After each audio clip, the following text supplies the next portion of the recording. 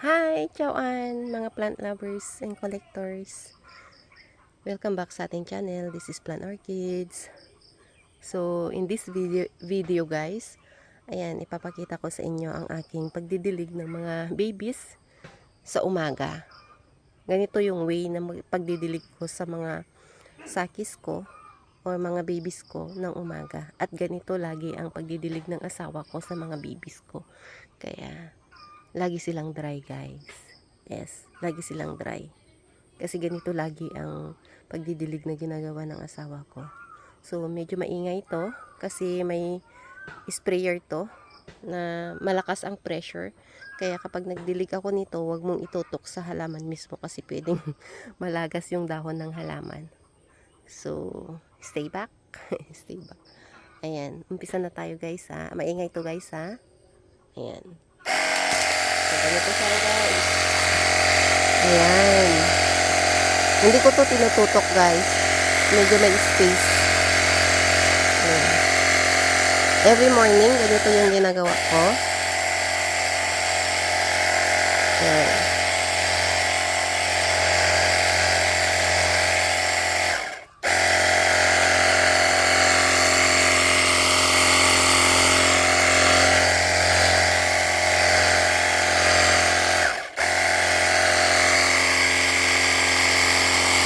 Ito siya guys oh.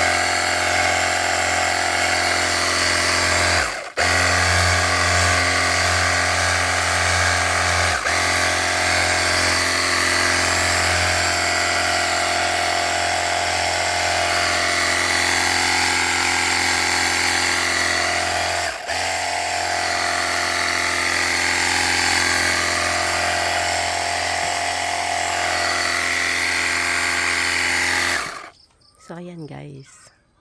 Ganyan lang kadali magdilig ng halaman ng kasawa ko. At wala pang 2 balde. Dilig na lahat ng halaman ko guys. So, ganyan yung pagdidilig niya pag wala ako. So, madalas ang mga halaman ko talaga payat sila kasi kulang sila sa dilig. Kasi ganyan lang yung dilig na nakukuha nila. Nagdidilig yung asawa ko every afternoon. Ganon naman yung way niya. So, magkaiba kami ng way ng asawa ko sa pagdidilig ng mga babies. So, hope you enjoy this video. And if you do, please don't forget to like, subscribe, and share na rin guys. Salamat and see you on my plant sharing again. Bye guys.